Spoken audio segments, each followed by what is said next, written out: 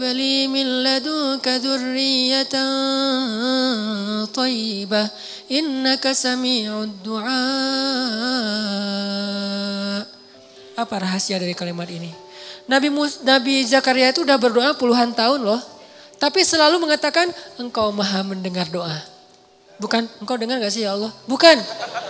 Udah puluhan tahun minta anak masih ngomong sesungguhnya engkau maha mendengar doa. Pujian. Gak ngeluh sama sekali. Kan bagus banget bahasanya. Harusnya awal-awal engkau maha mendengar doa ya Allah. Engkau dengar kan ya Allah. Dengar gak sih? Nah kan berubah nih. Awalnya yakin, mulai ragu, akhirnya ingkar. Ini kita. Kalau Nabi Zakaria makin lama berdoa makin innaka sami'ud du'a. Engkau maha mendengar doa, engkau maha mendengar doa. Terus aja gitu. Belum dikabulkan sehari, sebulan, setahun. Innaka sami'ud du'a. 2 tahun, innaka sami'ud du'a. 10 tahun. Sampai puluhan tahun masih kalimatnya innaka sami'ud du'a. Engkau maha mendengar doa. Apa kurang yakin Nabi Zakaria? Makanya Allah tuh sayang banget akhirnya dikasih. Langsung sekali dikasih anak terbaik. Bisa dibilang kata sebagian ulama satu-satunya orang yang nanti di hari akhirat ketika dibangkitkan gak punya dosa. Yahya alaihissalam. Makanya kalimatnya wassalamun alaih yauma wulida wa yauma yamutu wa yauma yub'atsu hayya. Salam, selamat dia ketika dia dilahirkan, selamat ketika dia diwafatkan, dan ketika dia dibangkitkan udah selamat. Bangkit udah selamat.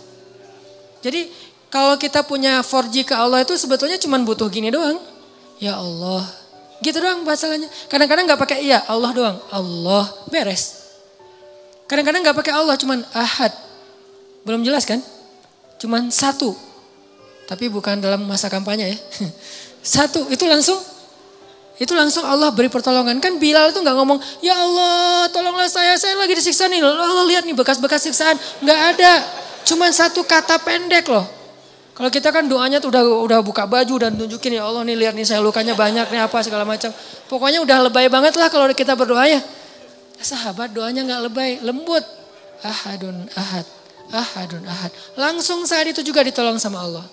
Mana Ustadz ditolong kan berbulan-bulan Bilal disiksa. Emangnya pertolongannya itu hanya dengan dibeli oleh Abu Bakar dan dimerdekakan? Salah paham lagi nih.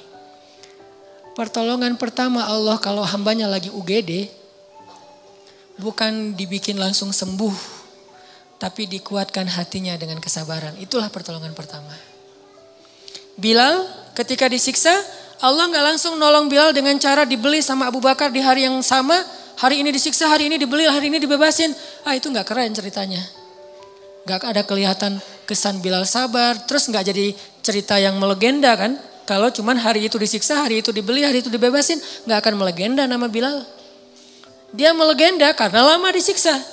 Karena hampir orang itu nggak yakin Bilal akan bertahan. Dan ketika Bilal disiksa, hari itu juga Allah mengutus Jibril dan Allah menyuruh Jibril untuk menguatkan hati Bilal. Kayak disupport banget Bilal semua. Jadi ibarat Bilal didorong, Jibril yang nahan di belakang. Jadi badan Bilal itu nggak perlu pakai tenaga, pasrah aja. Gitulah Allah membackup Bilal. Ketika disakiti oleh Umayyah bin Khalaf, hatinya langsung ditahan oleh Allah supaya dia bersabar. Sehingga ketika Umayyah bin Khalaf menyiksa Bilal, Umayyah itu pengen pamer. Makanya dia live streaming. Ada yang nge-shoot live streaming di YouTube, di Instagram, di FB, di mana-mana pokoknya live streaming. Mengundang TV-TV lokal dan nasional. Pokoknya setiap jadwal Bilal disiksa itu semua TV itu siaran langsung. Beberapa tayangan yang lain, film, Hollywood, bola, Piala Dunia, sepi penonton. Ratingnya yang ini paling tinggi. Benar-benar siksaan Bilal itu ratingnya paling tinggi. Yang nonton pada komen. Ada yang komen gini, kasihan ya gitu. Terus yang lain komen juga, siapa? Maksudnya kasihan ke siapa nih? Ke Bilal atau ke Umayyah? Yang ketiga membahas Umayyah, bukan Bilal. Kenapa malah kasihan kepada Umayyah? Karena yang terlihat tersiksa justru Umayyah bukan Bilal. Jadi Bilal disiksa tetapi yang kelihatan wajah tersiksa justru Umayyah. Capek nyiksa Bilal. Bilal biasa-biasa aja. Ahadun ahad, ahadun ahad. Umayyah aduh kok gini ya. Capek banget sih nyiksa dia. Jadi orang justru kasihan kepada Umayyah bukan kepada Bilal. Kenapa bisa kayak gitu? Karena Allah menolong Bilal dengan ahadun ahad. Dan Allah tidak menolong Bilal dengan ujuk-ujuk langsung datang Abu Bakar. Enggak, dengan dikuatkan hatinya. Setelah sekian lama dikuatkan hatinya, akhirnya pertolongan kedua pun datang. Setelah pertolongan hati baru pertolongan dengan solusi konkret, yaitu Abu Bakar datang dan membebaskan Bilal. Jadi ini aksesnya Bilal ke Allah cepat banget. Sampai Nabi senyum dan mengatakan, ya Bilal, baru aja semalam aku dengar langkah-langkah kaki kamu di dalam surga. Langkah kakinya terdengar di surga, orangnya masih di dunia. Coba Masya Allah ya, kita udah meninggal aja belum jelas langkah kakinya di surga nih. Ini Bilal masih hidup di dunia, masih main-main, masih nongkrong, masih ngopi. Kakinya udah di surga. Kayak gimana tuh? Luar biasa. Artinya Allah itu ngasih keistimewaan yang luar biasa buat Bilal. Buat Khabab bin Ars. Buat Sumayyah, istrinya Yasir. Jadi teman-teman, akses 4G kita ke Allah itu dimulai dengan iman. Kemudian dengan caption yang indah. Hasbunallah wa ni'mal wakil ada di Al-Quran. La haula wa la quwata illa billah ada Al-Quran. Itu kalimat-kalimat caption yang keren-keren loh. Kalau perlu itu jadi hashtag doa kita. Panjang captionnya, ujung-ujungnya hashtagnya la haula, hasbunallah, apalagi innalillah gitu-gitu kan. Itu kan caption hashtag-hashtag yang udah sering dipakai ya.